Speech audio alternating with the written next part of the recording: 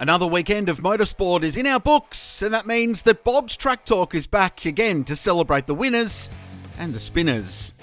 Malala Motorsport Park roared back into life for its first national level event in a very long time.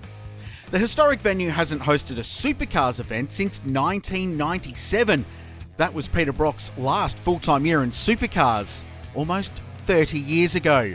And let's face it, the circuit and facilities have barely changed since then, but the track has remained active for smaller events. On the weekend though, that all changed when the Hi-Tec Oil Super Series brought a selection of its classes to the Outback track. The TA2 Muscle Cars were the headline act, and they put on quite the show.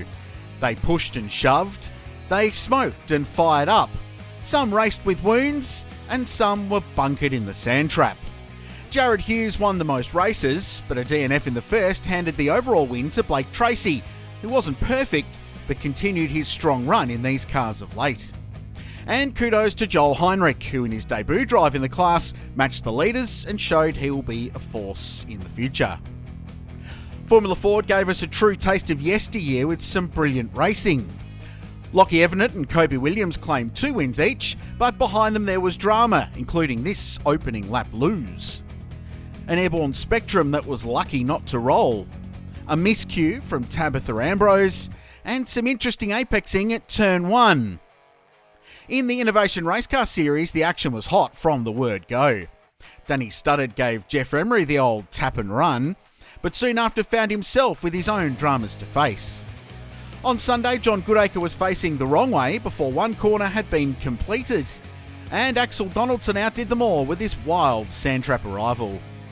In the end, category debutant Lee Stibbs put the event's major sponsor on top, claiming 3 race wins. And the Little Legend cars were up to their usual tricks. There was plenty of hairpin contact, and we weren't sure if this humping had consent, but it might one day produce a baby legend.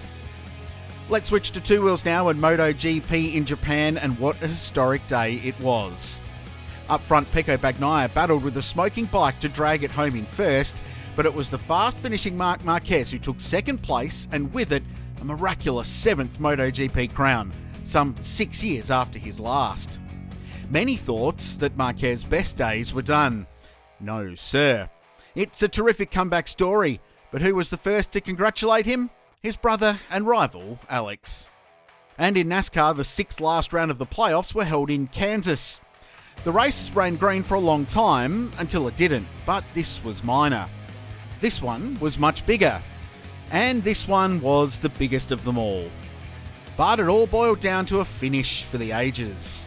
Teammates Bubba Wallace and Denny Hamlin bumped and grinded several times on the final lap, leaving a sneaky gap for Chase Elliott to dive down the inside and take an unexpected, yet spectacular win.